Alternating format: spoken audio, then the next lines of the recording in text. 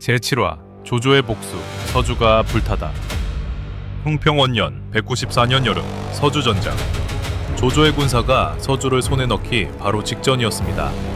도겸의 군사는 더 이상 버티기 어려웠고 성문은 이제 곧 열릴 것 같았습니다. 조조는 이 기나긴 원정의 끝을 눈앞에 두고 있었습니다. 그런데 바로 그 순간 흙먼지를 뒤집어 쓴 전령 하나가 숨을 헐떡이며 달려왔습니다. 주공, 연주가 무너지고 있습니다. 조조의 눈빛이 흔들렸습니다. 그것이 무슨 소리냐? 진궁이 배신했습니다. 장막과 손을 잡고 여포를 연주로 끌어들였습니다. 성읍들이 하나둘 함락되고 있습니다. 급보가 이어졌습니다. 복양이 흔들린다. 정도가 위태롭다. 조조가 피와 땀으로 일군 연주의 성읍들이 불과 며칠 사이에 하나씩 무너지고 있었습니다. 서주 정벌은 손에 닿을 듯했습니다. 부친의 원수 도겸의 목이 눈앞에 있었습니다. 그런데 바로 그 순간 등 뒤에서 칼이 날아들었습니다. 연주가 무너지고 있었습니다. 조조가 심혈을 기울여 다진 그 땅이 그가 서주를 향해 진격하는 사이 적의 손에 떨어지고 있었습니다. 그리고 그 배후에 있는 사람은 진궁이었습니다. 한때 조조의 손을 잡고 함께 밤길을 걸었던 그 사람. 연주의 문을 열어 조조를 맞아들였던 바로 그 사람이 이제 그 문을 여포를 위해 열어젖혔습니다. 오늘 칠화는 단순한 복수의 이야기가 아닙니다. 신뢰와 배신, 분노와 계산, 그리고 그 혼란 속에서 처음으로 자신의 땅을 갖게 되는 한 사내의 이야기이기도 합니다. 공손찬의 별부사마, 무명의 장수, 유비, 지금 시작합니다. 지난 6화에서 우리는 조승의 죽음을 자세히 살펴봤습니다. 서주의 낭야의 피신해 있던 조조의 부친이 서주자사 도겸의 부하 장계에게 수백 명의 수행원과 함께 몰살당했습니다. 장계가 재물을 탐내 단독으로 저지른 것인지 도겸의 지시가 있었는지는 기록이 엇갈립니다. 그러나 조조에게 그 구분은 중요하지 않았습니다. 드디어 자신만의 세력을 일으켰다는 기쁨, 이제 자신의 부친들 당당하게 곁으로 모실 수 있다는 자부심, 그 모든 것이 한순간에 부서졌습니다. 손에 쥐었다고 생각한 순간 빼앗긴 것은 처음부터 가지지 못한 슬픔과는 차원이 다른 분노입니다. 조조가 군사를 일으켰습니다. 이 시점의 조조를 잠깐 짚어봐야 합니다. 190년 형양전투에서 동탁의 군에 참패하고 겨우 목숨만 건진 패장이었던 조조가 192년 청주의 황건잔당 수십만을 항복시키면서 단숨에 중원의 실력자로 떠올랐습니다. 조조는 당시 항복한 잔당 중 전투력 있는 자들을 추려 별도의 정예부대로 편성하였고 이들을 청주병이라 불렀습니다. 그들은 고향을 잃고 갈 곳 없는 자들이었기에 조조에게 생존 자체를 의지했고 그만큼 충성도가 높았습니다. 그러나 동시에 그만큼 통제하기 어려운 측면도 있었습니다. 이 청주병이 어떤 군대였는지는 서주에서 곧 확인하게 됩니다. 서주는 탐나는 땅이었습니다. 비옥한 농토, 풍부한 인구, 황해를 향해 열린 물길, 원소가 하북을 틀어지고 원술이 회남을 장악한 상황에서 조조가 서주를 손에 넣으면 중원의 판도가 완전히 달라집니다. 조조 부친의 죽음이 그 명분을 제공했고 조조는 그 명분을 놓치지 않았습니다. 정사 삼국지 무제기는 이때 조조의 말을 기록합니다. 도겸을 치고 서주를 도륙하겠다. 복수를 맹세하는 자의 언어였습니다. 도겸, 자는 공조. 서주자사로서 오랫동안 이 땅을 다스려온 인물입니다. 한때는 황건의 난을 막아내며 이름을 날렸지만 이 시점에 그는 이미 나이가 많고 지병이 깊었습니다. 그런 그에게도 서주를 지켜낼 만한 버팀목이 있었습니다. 단양 출신의 용맹한 병사들, 단양병을 중심으로 한 군사력이었습니다. 그러나 백전백승으로 단련된 조조군을 과연 막아낼 수 있을까요?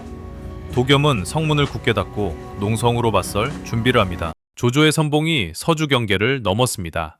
하우동과 하우연이 선봉을 맡았습니다. 조조의 사촌 형제들이자 가장 믿을 수 있는 창이었습니다. 조이는 측면을 바쳤습니다. 청주병들이 그 대열을 이었습니다. 서주의 병방 성읍들이 하나씩 무너지기 시작했습니다. 취려, 수릉, 하구, 조조군의 기세 앞에 수비군의 의지가 성격보다 먼저 무너졌습니다. 그러나 서주의 모든 성이 속절없이 무너진 것은 아니었습니다. 변방 성읍들이 무너지는 동안 도겸은 본거지 담성으로 물러났습니다. 그리고 그 성을 지킨 것이 단양병이었습니다. 도겸의 고향 단양 출신의 병사들이었습니다. 험준한 산지에서 나고 자란 이들은 기골이 장대했고 용맹하게 싸웠습니다. 당시 천하에서 단양병의 용맹함은 이미 정평이 나 있었습니다.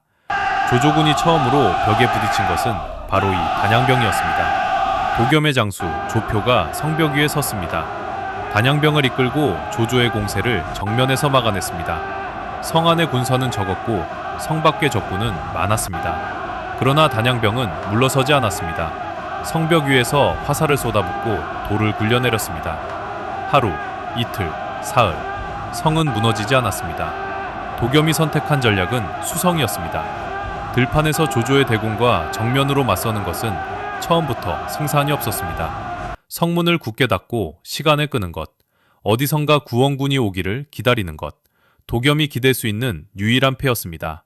그러나 조조는 그 성에 묶여있을 생각이 없었습니다. 버티는 성은 고립시켜두고 군사를 풀어 서주를 도륙하기 시작했습니다. 그 결과가 다음에 기록된 것들입니다. 정사 삼국지는 조조가 취려, 수릉, 하구를 함락했다고 기록합니다. 그러나 도겸의 본거지 담성은 끝내 함락되지 않았습니다. 193년에 시작된 원정이 194년까지 이어졌다는 것, 그리고 연주위기가 없었다면 조조가 공략을 더 이어갔을 것이라는 점도 정사가 말해주는 사실입니다. 서주가 버텼다는 사실 자체가 정사에 남아있습니다. 단양병의 명성과 용맹함 역시 당대의 여러 기록에 등장합니다. 삼국지 연의는 정사가 설명하지 않은 그 버팀의 내용을 채웠습니다.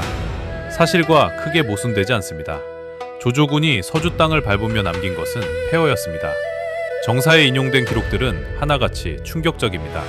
세어에서는 남녀 수십만 명을 도륙하고 사수의 시체를 던지니 강물이 막혔다. 후한서의 기록은 닭과개도 남기지 않았다.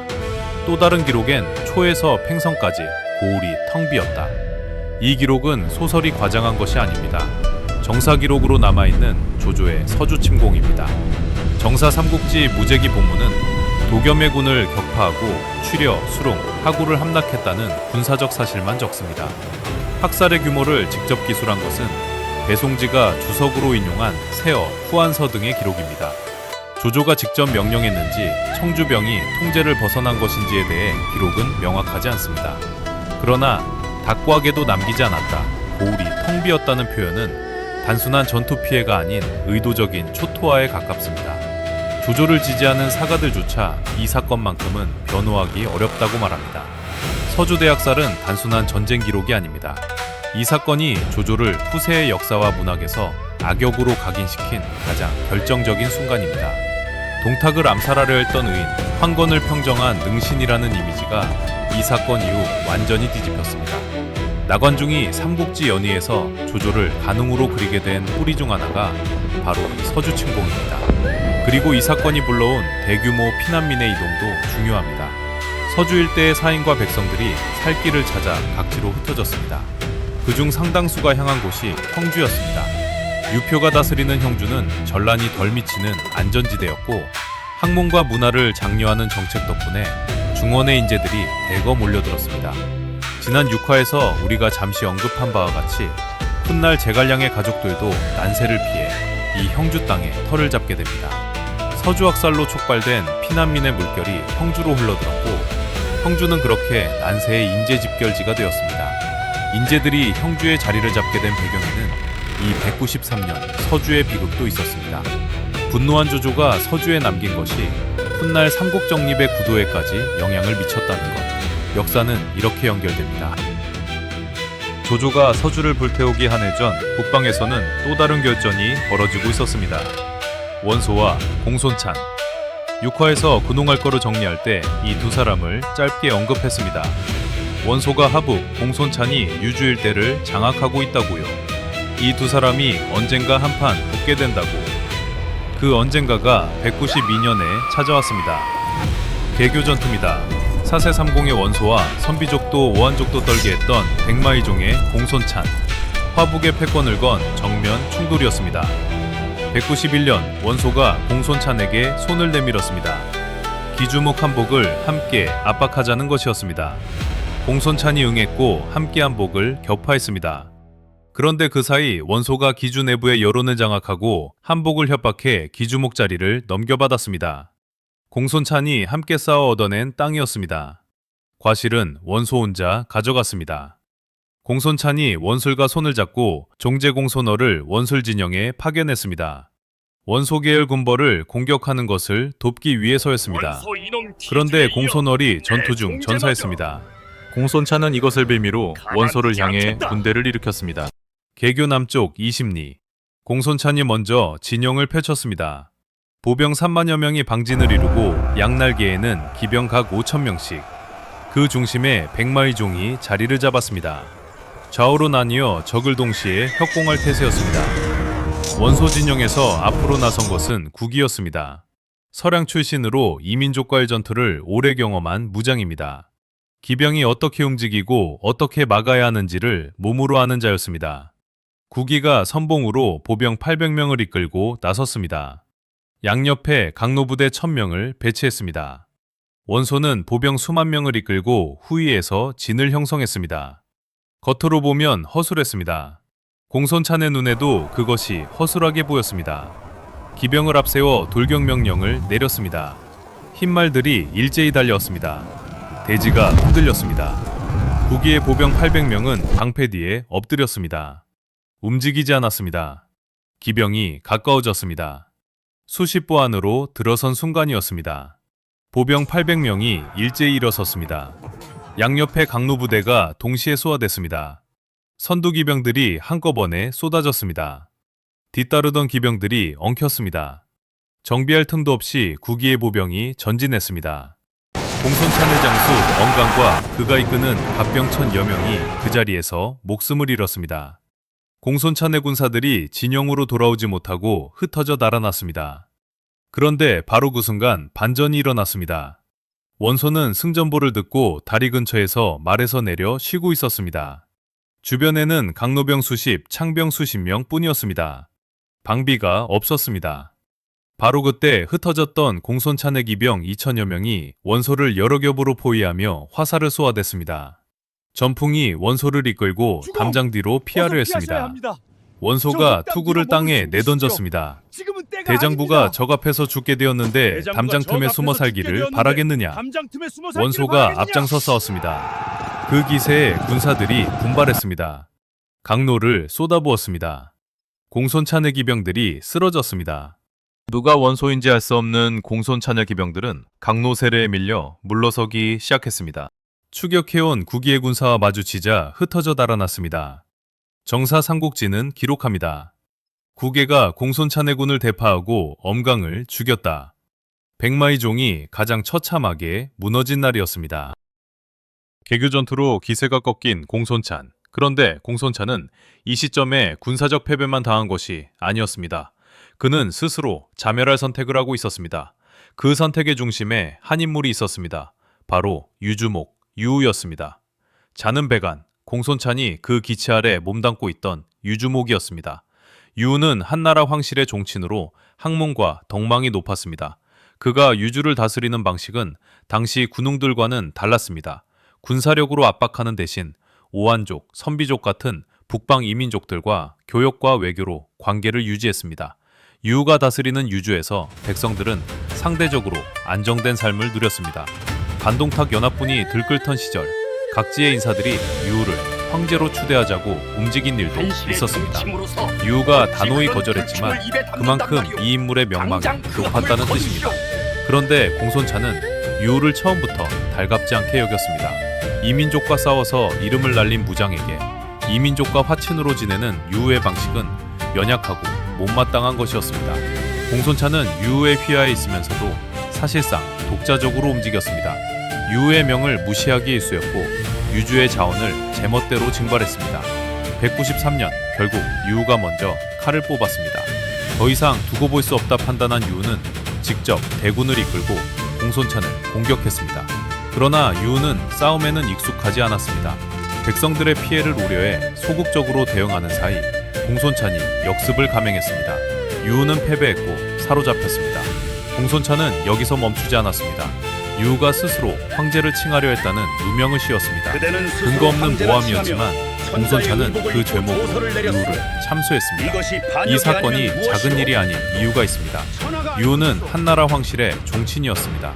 명분과 덕망으로 국방을 안정시키던 인물이 자신의 소아장수의 손에 억울한 누명을 쓰고 죽임을 당했습니다. 천하의 여론이 공손찬에게 등을 돌렸습니다. 유우의 옛 부하들인 선후보, 염유 등이 원소에게 귀순하여 공손찬 토벌에 앞장섰습니다. 공손찬은 군사적 패배 위에 정치적 고립까지 자초한 셈이었습니다. 공손찬의 몰락은 이미 193년에 시작됐습니다. 그 끝에 이르기까지는 아직 몇 해가 더 흘러야 했습니다. 공손찬의 휘하에는 한 인물이 있었습니다. 상산 출신의 조운이었습니다.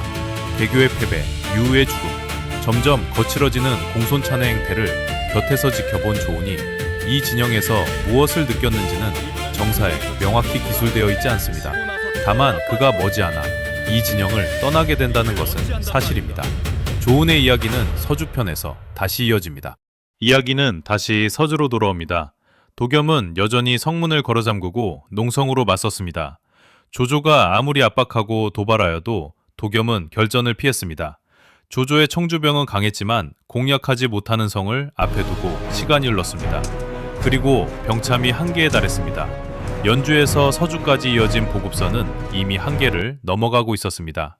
원정이 길어질수록 군량 소모는 늘었고 뒤를 바치는 보급로는 점점 가늘어졌습니다. 도겸을 손에 넣기 직전이었지만 군사를 더 이상 붙잡아두기 어려웠습니다. 조조가 이를 악물었습니다. 그리고 명령했습니다. 군사를 거둬라. 연주로 돌아간다. 서주는 일단 살아남았습니다. 그러나 타버린 땅, 사수를 막은 시체들, 텅 빈 고을들만이 남았습니다. 조조는 돌아갔지만 서주의 상처는 치유할 수 없었습니다. 조조는 1차 서주 침공으로 도겸을 잡지 못했습니다.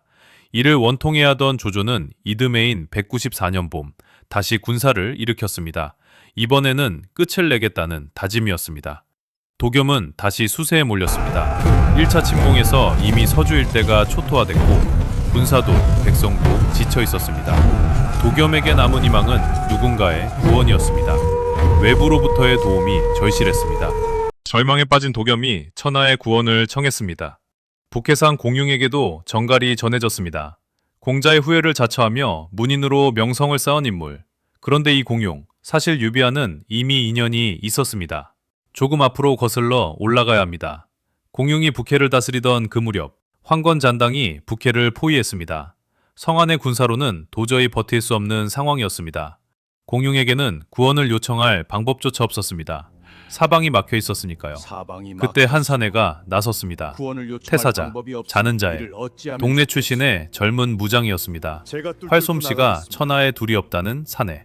태사자가 말했습니다. 제가 뚫고 나가겠습니다. 이튿날 새벽 태사자가 말에 올랐습니다. 단기였습니다. 포위망을 향해 전속력으로 달렸습니다. 황건잔당이 뒤를 쫓았습니다. 화살이 날아왔습니다. 태사자는 멈추지 않았습니다. 포위망을 뚫고 나갔습니다. 태사자가 찾아간 곳이 유비였습니다. 유비는 즉시 군사를 이끌고 북해로 달려갔습니다. 공융이 구원됐습니다. 그 공융이 이번에는 도겸의 전가를 받고 유비에게 전가를 보냈습니다. 유비를 믿을 수 있다는 것을 공융은 이미 알고 있었습니다. 유비, 자는 현덕, 전한 경제의 우선을 자처하지만 현실은 공손찬 진영의 별부삼하였습니다. 영지도, 큰 군사도, 화려한 배경도 없었습니다. 가진 것이라고는 한나라 황실의 핏줄이라는 명분과 관우장비라는 두 의형제뿐이었습니다. 그런 유비가 자원했습니다. 공손찬은 그런 그에게 병사와 기병을 내어주었습니다. 삼국지 연의에 따르면 이때 조운도 함께했습니다. 정사삼국지에는 이 시점 조운이 유비와 함께 서주로 갔다는 기록이 명확하지 않습니다. 조운이 유비의 진영에 정식으로 합류하는 것은 훨씬 나중의 일입니다. 정사 기록과 다를 수 있음을 기억해 두십시오. 당시 유비의 군사는 숫자만 놓고 보면 턱없이 적었습니다. 조조의 수만 대군 앞에 내세울 만한 규모가 아니었습니다. 그래도 유비는 서주로 향해 군사를 이끌었습니다. 유비의 군사가 서주에 닿았습니다. 청주자사 전해와 함께 이끌고 온 수천의 병력. 조조의 대군에 비할 수는 없었습니다. 그러나 외부에서 구원군이 왔다는 사실 하나가 포위된 성안의 군사와 백성에게 버틸 수 있다는 의지를 심어줬습니다. 전에는 청주 방면에서 조조의 측면을 견제했습니다. 기록에 전해의 구체적인 전투 행적이 자세히 남아있지 않지만 그의 존재 자체가 조조가 서주에만 전력을 집중하지 못하게 만드는 압박이었습니다. 도겸이 유비를 맞았습니다. 오랜 전장을 버텨온 노장의 눈에 안도가 번졌습니다. 도겸이 즉각 행동했습니다. 유비를 예주자사로 삼았습니다. 이 땅에서 싸울 명분과 지위를 준 것이었습니다. 그리고 자신의 단양병 4,000명을 유비에게 붙여보탰습니다. 유비는 자신이 이끌어온 병력에 도겸의 단양병을 합쳐 도겸의 부하장수 조표와 함께 수부담 동쪽에 주둔했습니다. 조조의 서진로를 견제하는 위치였습니다. 그러나 조조는 멈추지 않았습니다. 유비가 담 동쪽에 포진했다는 것을 알면서도 조조는 군사를 나눠 낭야와 동해 일대를 계속 약탈했습니다. 지나가는 길에 있는 모든 것을 파괴했습니다. 마을을 불태우고 군량을 긁어모았습니다. 저항하는 자는 모조리 쓸어버렸습니다. 도겸이 버티는 한 조조의 분노는 가라앉지 않았습니다. 낭야와 동해를 짓밟은 조조의 군사가 서쪽으로 회군하기 시작했습니다. 그 길목에 유비와 조표의 군이 버티고 있었습니다. 조조의 군사가 정면으로 밀어붙였습니다. 유비와 조표는 진지를 사수하며 맞섰습니다. 그러나 수만의 대군을 수천의 병력으로 막는 것은 처음부터 한계가 있었습니다. 조표의 진영이 먼저 흔들렸습니다. 유비군도 압박을 버티지 못하고 밀려났습니다. 조조는 물러서는 유비군을 끝까지 몰아붙이며 인근의 양육까지 점령했습니다. 서주는 다시 벼랑 끝에 섰습니다. 양육을 점령하고 도겸을 향해 다음 발걸음을 내디디려던 바로 그 순간 흙먼지를 뒤집어 쓴 연락병이 막사로 뛰어들었습니다. 장군, 진공이 배신했습니다. 장막과 손을 잡고 여포를 연주로 끌어들였습니다. 복양이 넘어갔습니다. 어떤 소식이냐? 성읍들이 하나씩 여포의 손에 들어가고 있습니다. 조조가 굳었습니다. 진궁, 장막, 여포. 그들의 이름을 천천히 씹었습니다. 그리고는 앞을 다시 노려보았습니다. 도겸의 목이 목전이었습니다. 한 걸음만 더, 한 걸음만 더. 그러나 조조의 근거지가 불타고 있었습니다. 자신이 피와 땀으로 일군 연주가 자신을 연주목에 올려 세웠던 바로 그 진궁의 손에 넘어가고 있었습니다. 분노와 배신감이 한꺼번에 뒤섞였습니다. 조조는 천천히 입을 열었습니다. 군사를 거둬라. 여포를 치러 간다.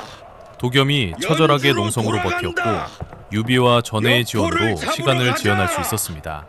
그리고 무엇보다 결정적인 순간 진궁의 배신이 조조의 발목을 잡았습니다. 세 가지가 맞물린 끝에 조조의 서주 2차 침공이 멈췄습니다. 조조가 물러갔습니다. 그러나 도겸이 숨을 고를 상황이 아니었습니다. 두 차례의 침공을 버텨냈지만 서주는 온전치 않았습니다. 도겸 자신은 더했습니다. 오랜 지병이 전쟁의 충격과 맞물려 빠르게 더욱 깊어졌습니다. 도겸은 자신에게 남은 시간이 많지 않다는 것을 알고 있었습니다. 후계를 정해야 했습니다. 도겸에게는 두 아들이 있었습니다. 도상과 도응. 그러나 이 난세에 서주를 맡기기에는 두 아들 모두 역부족이라 여겼습니다. 조조는 반드시 다시 온다. 원술은 여전히 호시탐탐 남쪽을 노리고 있다. 그들을 막고 서주의 민심을 하나로 묶을 수 있는 인물이 필요하다. 도겸이 유비를 다시 떠올렸습니다. 조조의 대군 앞에서 유비는 물러서지 않고 나섰습니다. 관우와 장비라는 신뢰할 수 있는 장수가 곁에 있었습니다. 그리고 한나라 황실의 핏줄, 난세의 명분은 칼보다 강할 때가 있습니다. 도겸의 눈에 유비는 서주를 맡길 수 있는 몇 안 되는 인물이었습니다. 도겸이 유비를 불렀습니다. 현덕공, 나는 여생이 얼마 남지 않았소. 이 서주를 공이 맡아주시오. 유비가 고개를 저었습니다. 사공께는 두 아드님이 계십니다. 제가 어찌 감히 그 자리를 넘볼 수 있겠습니까? 어찌하여 제게 도둑이 되라 하십니까? 도겸이 천천히 입을 열었습니다. 두 아이 모두 이 난세를 헤쳐갈 그릇이 못되오. 공도 이미 보았을 것이오. 조조는 반드시 다시 올 것이오. 그때 이 서주를 지킬 수 있는 이는 현덕공뿐이오. 유비가 고개를 숙였습니다. 대답하지 않았습니다. 도겸의 첫 번째 제안은 그렇게 거절됐습니다. 그러나 도겸에게는 시간이 얼마 남지 않았습니다. 연주는 어떻게 된 것일까요? 이 이야기를 하기 위해 잠시 시간을 거슬러야 합니다. 진궁, 자능공대, 사화에서 우리는 이 인물을 만났습니다. 조조가 동탁 암살에 실패하고 달아나던 그 밤, 조조를 잡아들인 혈령이 바로 진공이었습니다. 그 진공이 조조에게 감복하여 관직을 버리고 함께 길을 떠났습니다. 그리고 192년 조조를 연주목으로 추대하는데 결정적인 역할을 했습니다. 연주의 주요 인사들을 설득하고 조조가 이 땅을 근거지로 삼을 수 있도록 판을 깔아준 사람. 조조에게 진공은 단순한 참모가 아니었습니다. 연주라는 기반 자체를 만들어준 인물이었습니다. 그런 진공이 조조에게서 돌아섰습니다. 정사는 진공의 배신 동기를 명확히 기술하지 않습니다. 그러나 진공이라는 인물의 흔적을 따라가면 하나의 그림이 그려집니다. 진공은 처음 조조를 따를 때 난세를 바로잡을 인물이라는 믿음이 있었습니다. 그러나 가까이에서 지켜본 조조는 달랐습니다. 한시를 바로잡는다는 대의보다 자신의 세력을 쌓는 것이 먼저인 사람처럼 보였습니다. 권력을 향해 나아가는 조조의 행보에서 진공은 점점 자신이 따라 나선 이유를 찾기 어려워졌습니다. 그리고 서주 침공이 결정적이었습니다. 수십만의 민간인이 도륙당하는 것을 진공은 귀로 들었습니다. 무고한 백성을 불에 던지는 복수. 이것은 자신이 관직을 버리고 따라 나선 이유가 아니었습니다. 그것은 의가 아니었습니다. 삼국지연에서는 여백사해가 사건을 진공이 조조를 떠나는 계기로 그립니다. 조조가 자신을 숨겨준 은인의 가족을 오해로 몰살한 뒤 내가 천하 사람을 저버릴지언정 천하 사람이 나를 저버리게 하지 않겠다 는 충격적인 말을 남기는 그 장면. 이 일화의 역사적 진위는 확인하기 어렵습니다만 진공의 내면 변화를 보여주는 문학적 장치로서는 매우 설득력이 있습니다. 어떤 이유이든 진공의 결심은 굳어졌습니다. 조조는 더 이상 자신이 따라야 할 주군이 아니었습니다. 진공이 찾아간 곳은 진류태수 장막이었습니다. 장막은 조조의 오랜 벗이었습니다. 젊은 시절부터 술을 나누고 뜻을 논했던 사이. 반동탁 연합군 당시 조조가 군량 조달에 어려움을 겪을 때 장막이 군량을 지원한 적도 있었습니다. 한때 두 사람은 서로를 진심으로 의지하는 의형제 같은 사이였습니다. 그러나 균열은 이미 오래전에 시작됐습니다. 원소가 조조에게 은밀히 요청한 적이 있었습니다. 장막을 제거하라고. 원소의 눈에 장막은 언젠가 걸림돌이 될 인물이었습니다.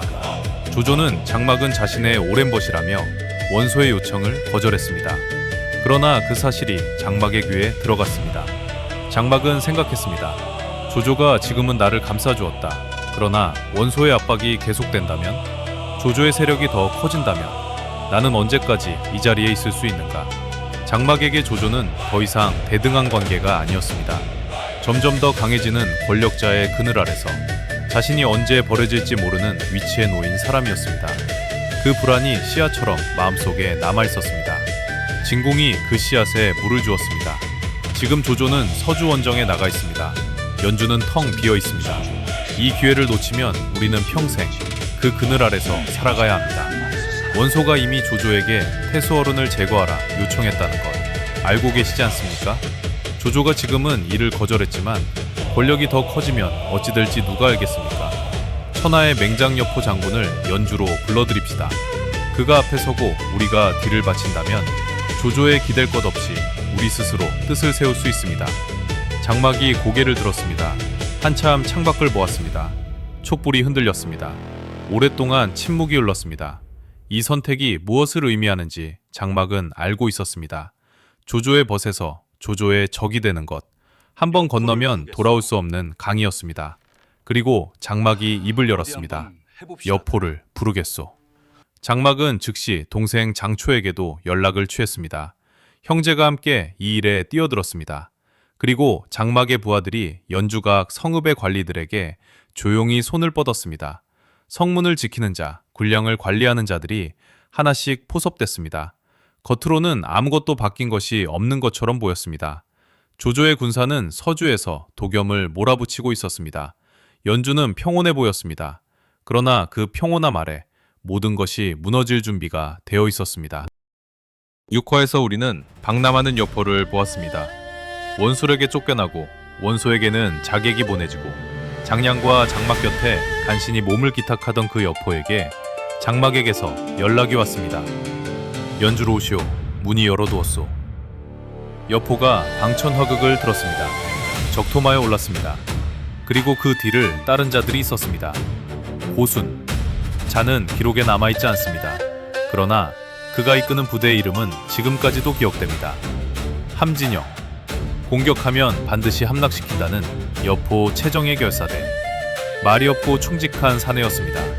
여포가 때로 그의 충언을 외면했지만 고수는 끝까지 자리를 지켰습니다. 장류. 자는 문원. 훗날 합비에서 800의 군사로 송건의 10만 대군을 막아 천하를 놀라게 할 그 사내가 지금은 여포의 깃발 아래 창을 들고 있었습니다. 이 세 사람이 연주로 쏟아져 들어왔습니다. 복양, 함락, 정도, 함락. 그 외 연주 대부분의 성읍들이 속속 무너졌습니다. 단순히 여포의 군사력이 강해서가 아니었습니다. 진군과 장막이 미리 손을 써두었기에 성문이 안에서부터 열렸습니다. 성 안의 관리들이 여포에게 투항했습니다. 어떤 성은 싸움 한 번 없이 무너졌습니다. 조조가 피와 땀으로 쌓아올린 연주가 속에서부터 무너지고 있었습니다. 정사 삼국지 무제기는 이 순간을 기록합니다. 연주 각지의 군연이 대부분 여포에게 호응하여 반란을 일으켰다. 순식간에 조조가 피와 땀으로 쌓아올린 연주의 대부분이 여포의 손으로 넘어갔습니다. 그러나 이 거대한 파도 속에서도 무너지지 않은 세 곳이 있었습니다. 변성, 동하, 범. 이 세 성이 조조의 마지막 숨구멍이었습니다. 변성을 지킨 것은 순욱이었습니다. 자는 문약. 뒷날 조조의 가장 중요한 참모가 되는 그 인물이 이 순간 성 하나를 두 손으로 붙잡았습니다. 여포의 군사가 연주를 휩쓸기 시작했을 때 변성 안에도 동요가 있었습니다. 우리도 투항해야 하는 것 아니냐는 목소리가 관리들 사이에서 나왔습니다. 순욱이 관리들을 불러 모았습니다. 그리고 조용하지만 단호하게 말했습니다. 주공께서 서주에 나가 계신 것은 잠시의 일이요. 근거지를 잃으면 모든 것을 잃는 것이요. 지금 이 성을 지키는 것이 주공께 할 수 있는 가장 큰 일이요. 근거지를 잃으면 모든 것을 잃는 것이요. 말만 한 것이 아니었습니다. 순욱은 자신의 가족을 성에 남겨두었습니다. 성이 무너지면 자신의 가족도 함께 운명을 같이 하겠다는 뜻이었습니다. 그 모습을 본 관리들과 백성들이 마음을 굳혔습니다. 그리고 순욱은 정욱에게 급히 연락을 보냈습니다. 동하와 범을 반드시 지켜야 하오. 정욱, 자는 중덕. 연주동군 출신으로 조조가 아끼는 책사였습니다. 순욱의 연락을 받은 정욱이 즉각 움직였습니다. 먼저 범으로 향했습니다. 범의 현령을 설득하기 위해서였습니다. 그러나 상황이 녹록지 않았습니다. 범 현령은 이미 여포 쪽으로 기울어져 있었습니다. 대부분의 성이 무너지는 것을 보면서 혼자 버티는 것이 무슨 의미가 있냐는 생각이었습니다. 정욱이 직접 찾아가 만났습니다. 이치를 들었습니다. 지금 여포가 강해 보이지만 근거지가 없는 군사는 오래가지 못하오. 조조 장군이 돌아올 것이오. 이치로 안 되면 감정에 호소했습니다. 이 난세의 명분을 지키는 자가 결국 살아남소. 명분 없이 투항하면 그것이 끝이 아니오. 정욱은 결국 범의 현령을 설득하는 데 성공했습니다. 동하도 마찬가지였습니다. 정욱이 직접 성 안의 유력자들을 찾아다녔습니다. 한 사람씩. 말로 안 되면 눈물로, 논리로 안 되면 의리로. 그렇게 동하도 지켜냈습니다. 견성, 동하, 범. 이 세 성이 없었다면 조조는 연주로 돌아올 근거지 자체를 잃었을 것입니다. 순욱과 정욱이 그 세 성을 붙잡고 있었습니다. 순욱은 그것으로 끝내지 않았습니다. 서주전선에 있는 조조에게 서신을 보냈습니다. 그 내용이 정사 삼국지에 남아 있습니다. 옛날 한 고조는 관중을 지켰고 광무제는 한해를 지키며 깊이 뿌리를 내린 뒤 천하를 제어했습니다. 연주는 장군의 관중이자 한해입니다. 지금 세 성이 남아 있습니다. 반드시 되찾을 수 있습니다. 연주 대부분을 빼앗긴 조조에게 이 편지는 단순한 위로가 아니었습니다. 전략적 판단의 기준점이었습니다. 세 성이 남아있는 한 아직 끝나지 않았습니다. 정사는 진궁의 배신 동기를 명확히 설명하지 않습니다. 조조가 동쪽으로 서주를 공략하는 틈을 타 장막과 모의하여 여포를 연주로 불렀다는 사실 기록만 있을 뿐입니다. 그러나 진궁이 조조를 연주목으로 추대한 사람이라는 점을 생각하면 배신에 따른 개인적 이득만으로는 설명이 되지 않습니다. 진궁의 배신에는 단순한 계산보다 깊은 환멸이 있었을 것입니다. 훗날 여포가 패망하면서 진궁은 조조에게 붙잡힙니다. 조조가 묻습니다. 공대, 지금 어떻게 됐는가? 진궁이 대답합니다. 이 몸은 죽어 마땅하오. 조조가 다시 묻습니다. 그대가 죽으면 그대의 노모는 어쩌겠소? 진궁이 대답합니다. 어진 사람은 어버이를 죽이지 않는다는 말을 들었소. 그것은 그쪽에 달린 일이오. 조조의 눈에 눈물이 맺혔다고 전합니다. 진궁은 끝까지 허리를 굽히지 않았습니다. 그것이 이 인물의 본질이었습니다. 조조가 서주에서 물러났습니다. 도겸은 한숨 돌렸지만 전쟁의 후유증과 오랜 지병, 그리고 고령의 나이가 그를 짓누르고 있었습니다. 서주의 현실을 가장 잘 아는 사람들이 조용히 움직이기 시작했습니다. 유비를 붙잡아야 했습니다. 미축, 자는 자 중 서주에서 손꼽히는 대부호였습니다. 정사삼국지 미축열전에 따르면 미축의 집안은 대대로 상업으로 부를 쌓아 노비만 수천 명, 재산은 거만에 달했다고 합니다. 그 재력으로 도겸의 별가종사를 맡으며 서주 정치의 핵심 인물이 되었습니다. 단순히 돈 많은 상인이 아니었습니다. 사람을 보는 눈이 있었습니다. 일찍부터 유비를 주목하고 있었습니다. 미축이 유비 앞에 섰습니다. 정사삼국지 선주전은 이 장면을 기록합니다. 미축이 도겸의 명으로 유비를 맞이하러 갔다. 단순한 정갈이 아니었습니다. 서주의 실력자가 직접 유비를 데리러 간 것이었습니다. 지금 서주는 주인이 필요합니다. 사공께서는 유비 장군이 이 땅을 맡아주시길 간절히 바라십니다. 현덕공께서 받아주시지 않으면 이 땅 서주는 반드시 다시 조조의 발 아래 들어가고 맙니다. 유비가 고개를 저었습니다. 제가 어찌 그런 자리를 탐하겠습니까? 사공께서 쾌히 나으시면 그만입니다. 진등도 나섰습니다. 자는 원룡, 서주의 또 다른 유력 가문 출신으로 학문과 담략을 겸비하여 훗날 조조에게도 그 이름이 알려지는 인재였습니다. 지금 한실이 기울고 사회가 어지럽습니다. 이 서주의 영웅을 모셔야 이 땅의 백성을 구할 수 있습니다. 공융은 서신을 보냈습니다.